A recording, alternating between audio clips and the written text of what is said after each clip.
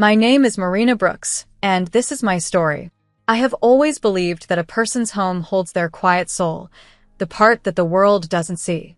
My house, a small red brick building with white shutters, sits on a quiet street in Flagstaff, Arizona, nestled under tall pines that whisper when the wind passes through. I bought it 5 years ago, after years of saving for my design business, Brooks and Beam Interiors. Every paycheck, every bonus, every late-night client call, it all led to that down payment. It was my pride and my peace. The deed carried only one name, mine. That week, I had been in Boulder, Colorado, working on a contract for a small hotel renovation. The job wrapped up faster than expected, and I finished 2 days early. Most people would have stayed to rest, maybe visited a friend, but all I wanted was my bed, my kitchen, my routine. I caught the late bus back to Flagstaff. The ride was long and silent. The other passengers were dozing, their heads leaning against the windows. I watched the black highway stretch ahead, lights flickering past like brief memories. By the time I arrived home, it was nearly midnight. The sky was clear and cold, and the stars hung low enough to touch. My house looked the same from the outside, calm and still. The porch light glowed faintly, left on by the timer I had set before I left. I remember smiling, feeling that small joy of coming home earlier than expected. I dragged my suitcase up the steps and unlocked the door. The smell hit me first, sharp, chemical, and dusty, the scent of wet plaster and new paint. My first thought was that something had leaked. I stepped into the hallway, switched on the light, and froze. My hallway looked like a construction zone. The toilet was sitting on a blue tarp, the bathroom tiles stacked neatly beside it like dominoes. The kitchen door was open, and I could see pieces of wood, metal, and tools scattered across the floor. My beautiful marble countertop, the one I'd saved up months for, was gone, torn from the wall. The sink hung crookedly, like a broken jaw. I didn't shout. I didn't cry. I just stood there, my overnight bag still in my hand, the key still hanging from the lock.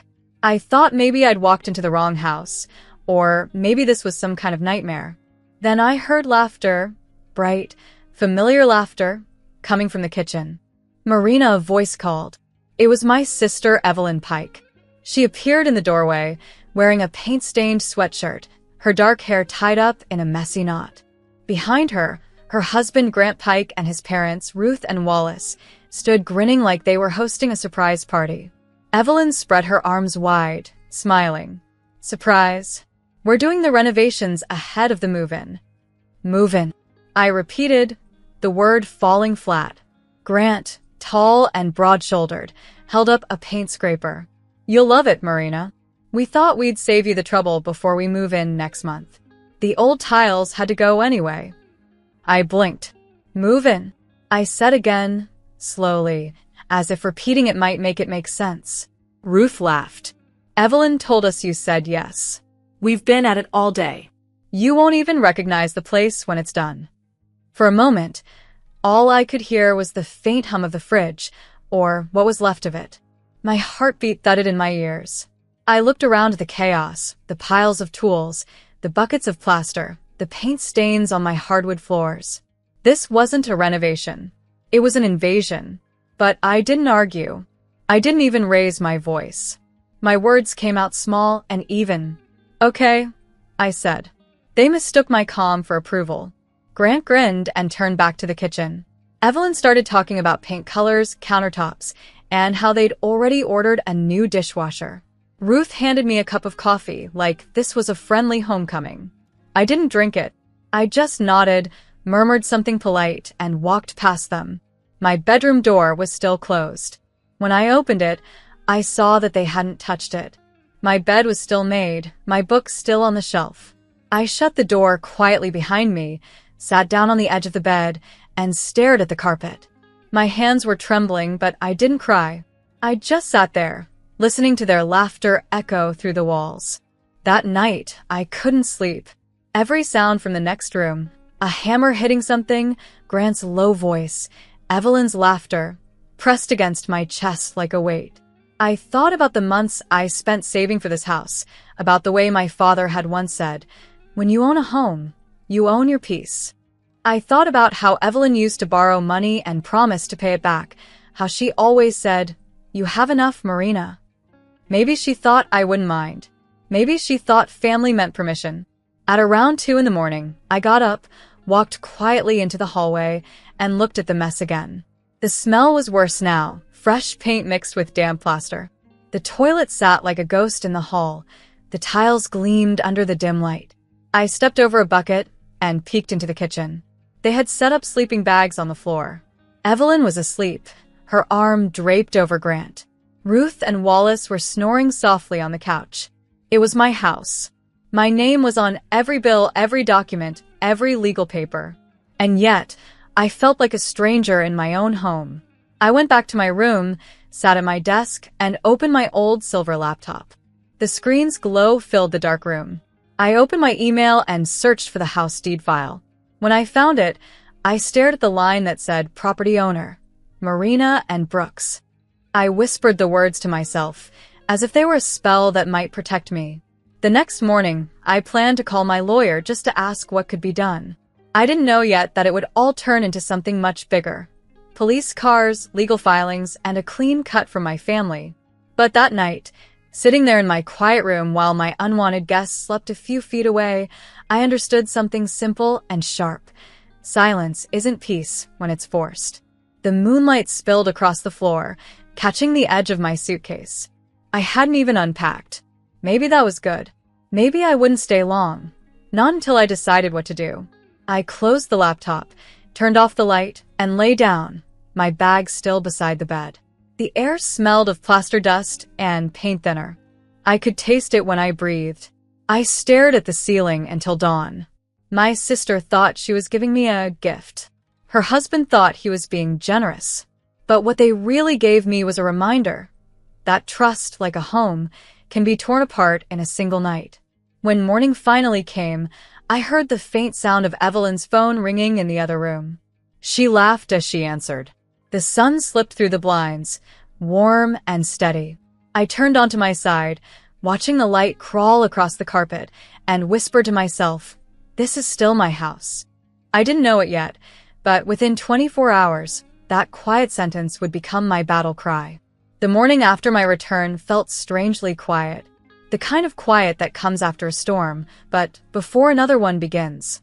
The sunlight crept through the blinds in pale stripes, and for a few seconds, I almost convinced myself that the night before had been a dream. Then I heard a crash, the sharp clang of metal against tile, and a man's voice swearing under his breath. The smell of paint was still in the air. No, it hadn't been a dream. I sat up, feeling that familiar tightness in my chest. My room was still intact, the only untouched part of my house. My suitcase sat open at the foot of my bed, the clothes inside still folded, as if I hadn't really come home yet. Outside, I could hear Evelyn's cheerful tone as she gave someone instructions. "Just move it closer to the sink," she said. Her voice used to sound warm to me. That morning, it sounded like trespass. I reached for my phone and saw 5 missed calls from clients, one from my friend Hannah in Portland, and one from an unknown number. I ignored them all. Then the phone buzzed in my hand again, Evelyn's name flashing across the screen. Before I could answer, a loud banging echoed through the house, not from a hammer this time, but from the front door. Grant's voice followed, alarmed. "Evelyn, what the hell?" Then I heard sirens. I went to the window and pulled the curtain back. The street below was lit up with blue and red. 6 police cars lined the curb, their lights flashing against the pine trees and the neighbors' fences. Officers moved quickly, their radios crackling. For a moment, I couldn't breathe. My phone rang again. This time, Evelyn's voice came through, shaky and small. "Marina, there are 6 police cars outside the house." "I know," I said quietly. "I can see them. Did you call them?" I didn't answer right away. I watched the officers step onto the front porch, their boots crunching over bits of broken tile. "I didn't call," I said finally. "The neighbors probably did. They saw what's been happening here." A loud knock came from the front door. "Flagstaff Police Department." A woman's voice called out. I slipped into my sweater, tied my hair back, and went to open it. Standing there was a calm-looking officer, her dark uniform crisp against the morning light. She had sharp eyes and a notebook in her hand. "Miss Brooks?" she asked. "Yes," I said. "I'm Officer Lila Morton. We've had reports from neighbors about a break-in and property damage." She looked down at her clipboard, then back at me.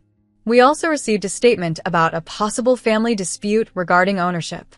Behind her, another officer, younger, nervous, glanced toward the kitchen window, where Evelyn's shadow moved past the curtain. "This house is mine," I said clearly. "They do not have my permission to be here. They tore out my bathroom, my toilet, my kitchen counters. I told them not to move in." Officer Morton's eyes softened slightly, but her voice stayed professional. "Do you have proof of ownership, Ms. Brooks?" "Yes." "Wait here." I went to my room, opened my desk drawer, and pulled out a folder. Inside were my mortgage documents, the deed, and last year's property tax bill. I brought them back to the porch. She flipped through the papers quickly and nodded. "All right. That's clear. Thank you." By now, Evelyn had come to the door, her face pale and her hands trembling. "This is ridiculous," she said, trying to smile. "We're family, Marina. We were fixing up the place for you." "For me?" I asked quietly. "Yes," she said, but her voice cracked. Grant stepped forward. "Look, officer, this is all a misunderstanding. We weren't breaking in. We were helping. You know how sisters are. It's a gift, really." Behind him, Ruth folded her arms tightly, muttering about ungrateful behavior. Wallace, red-faced and silent, just stared at the ground. Officer Morton didn't react. "Sir," she said, "did Miss Brooks give you written or verbal permission to perform renovations on this property?" Grant opened his mouth, then closed it again. "She didn't say no," he muttered. "She didn't say yes either," I replied. The officer nodded and made a note. "All right. We're going to need to document the property and speak to everyone separately." She signaled to her team. Two officers entered the house with cameras, another began asking the neighbors questions. I stepped aside as they walked through, their flashlights glinting off the ruined tiles and broken fixtures. I felt exposed, like someone had torn open the walls of my life for everyone to see. Evelyn stood by the door, whispering to Grant, who now looked far less confident. Ruth muttered something about family not meaning what it used to. Wallace sighed, shaking his head. Officer Morton returned a few minutes later, her notebook full. "Ms. Brooks," she said, "would you be willing to provide a written statement today?" "Yes," I said. "I'll do it now." We sat at the small porch table, the same one where I used to have coffee on summer mornings. My hands trembled as I wrote. I explained how I'd returned early from Boulder, found my home torn apart, and was told by my sister that they were moving in. I wrote how I never gave permission for any renovations, and how I had proof of ownership. When I was done, I signed the bottom of the page and handed it to her. She read it carefully, then nodded. "This helps a lot," she said. "We'll file the report and forward it to the county office." As she turned to leave, she paused. "I have to say, Ms. Brooks, you handled this calmly. Most people would have lost their temper." "I already lost enough," I said. She gave a faint smile. "Fair enough." When the officers left, the street slowly returned to normal. The flashing lights faded, and the sound of engines drifted away down the hill.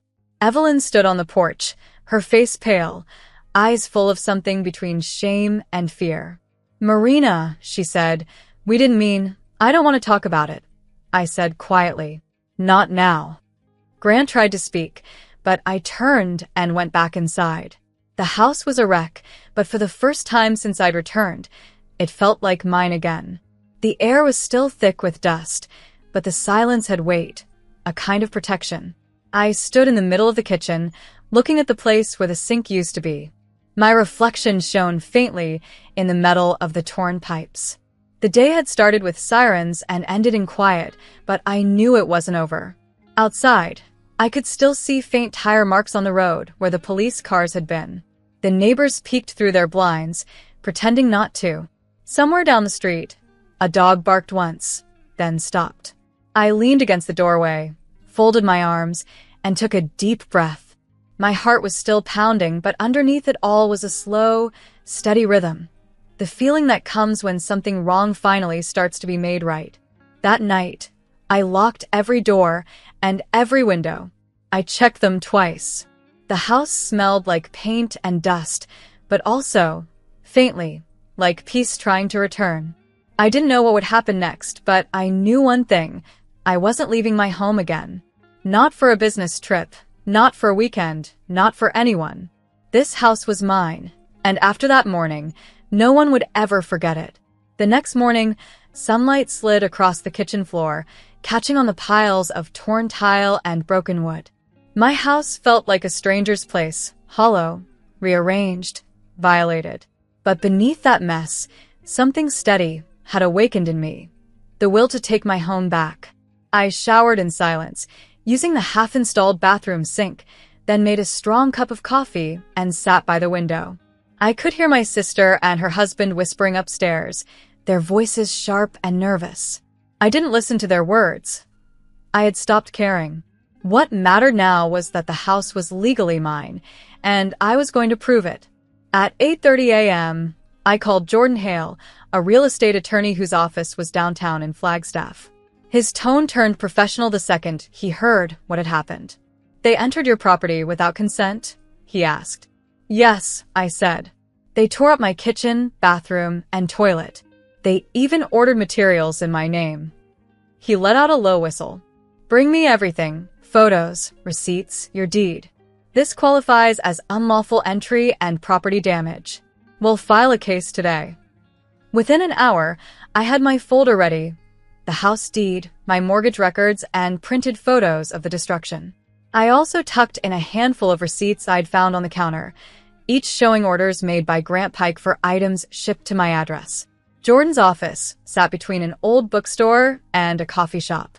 Inside, the air smelled of polished wood and printer ink. He was a tall man with silver hair and sharp gray eyes. He flipped through my documents carefully. "This is clear-cut," he said. "They'll try to say it was a misunderstanding, but the law doesn't see it that way. You own the house. They had no permission." He drafted the complaint himself, quiet, efficient, deliberate. I signed every page, without hesitation. The filing fee was $1,500, which I paid immediately. Jordan leaned back in his chair and said, "You'll need to be home this afternoon. The police will come to enforce removal once this goes through." When I returned to my house, Officer Lila Morton, the same calm woman from before, was already waiting by the gate. "Ms. Brooks," she said, "we have the court order for removal and seizure of tools. We'll handle it." Inside, chaos unfolded. Evelyn was pacing the living room, her voice high with panic. Grant tried to talk over her, waving his hands, while his parents packed boxes in silence. The police entered quietly but firmly. Officer Morton's voice carried through the hallway. "You are required to vacate the property immediately. All construction tools must be collected and removed. You are not to return without written consent from Ms. Brooks." Grant glared at me. "We were helping you. You're really calling the cops on your own family?" I met his eyes. "You helped yourself." Evelyn began to cry. "Marina, please. We just wanted to make it better for everyone." I shook my head. "You wanted to move into something that isn't yours." The officers guided them out. No shouting, no handcuffs, just quiet humiliation. Watching them leave, I felt both heartbreak and relief. Evelyn looked back at me once from the sidewalk, her face pale and streaked with tears. "You didn't have to do this," she whispered. "Yes," I said softly. "I did." By late afternoon, Jordan called with updates. The case had gone through Judge Carla Newton, who issued a preliminary ruling within hours. Because all the paperwork proved my ownership, the court recognized my claim immediately.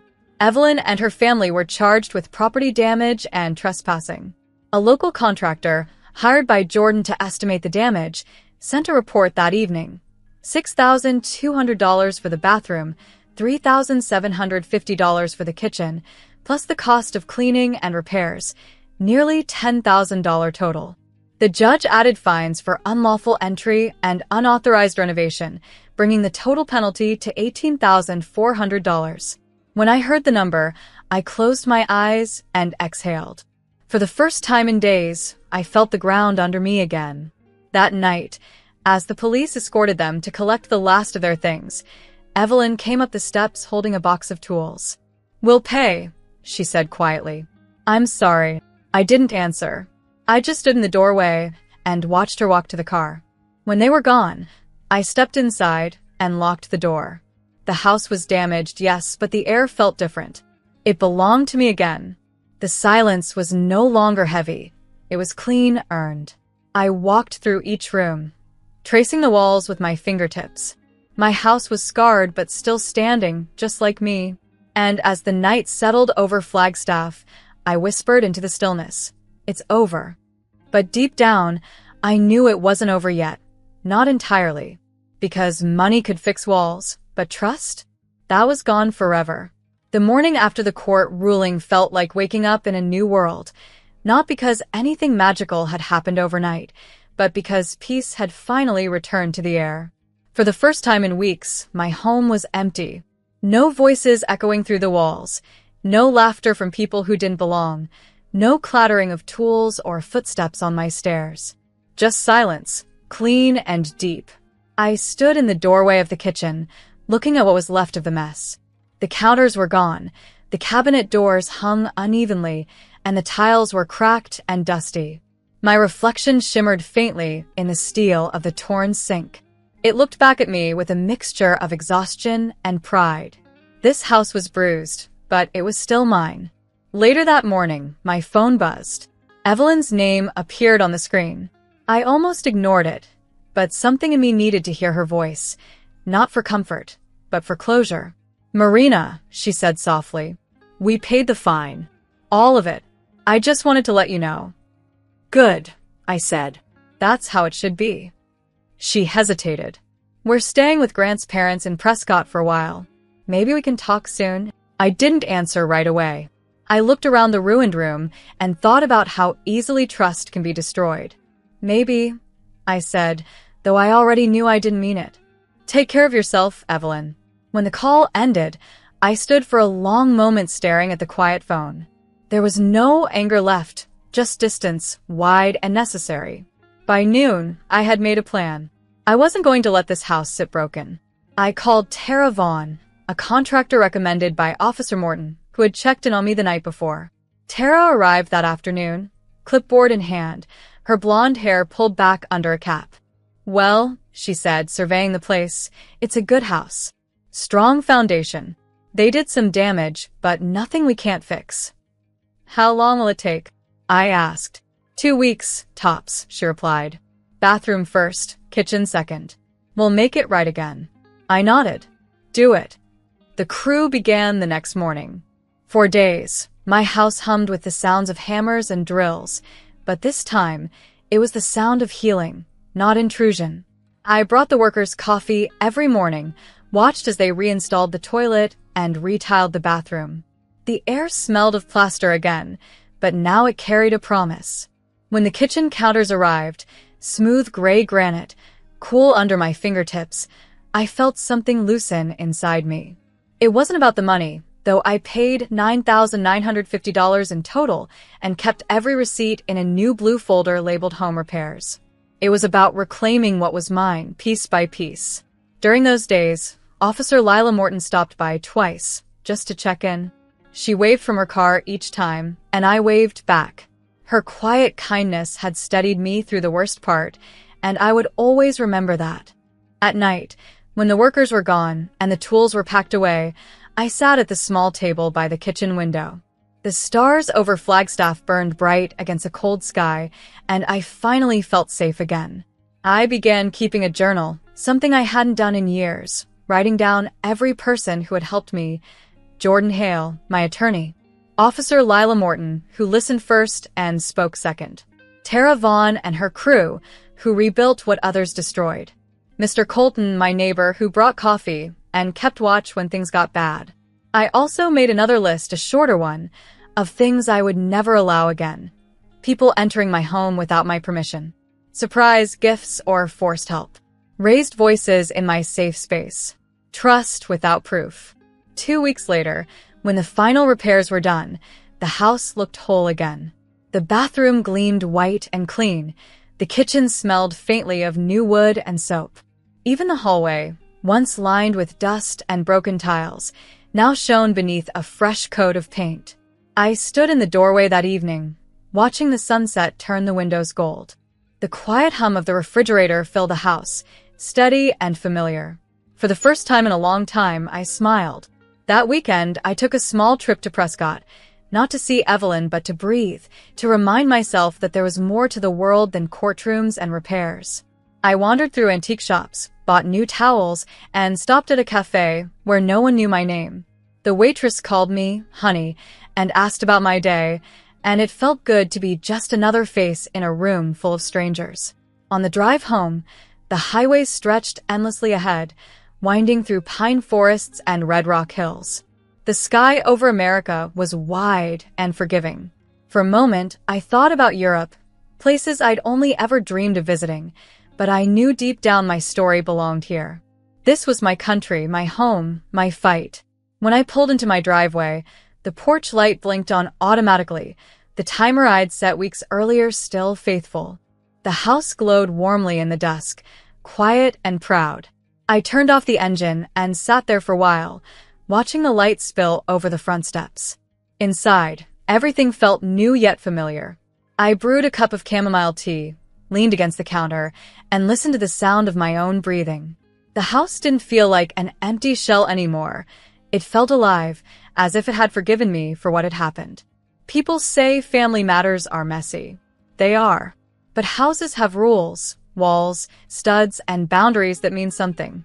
Money can be counted. Walls can be repaired. But respect, once broken, doesn't rebuild so easily.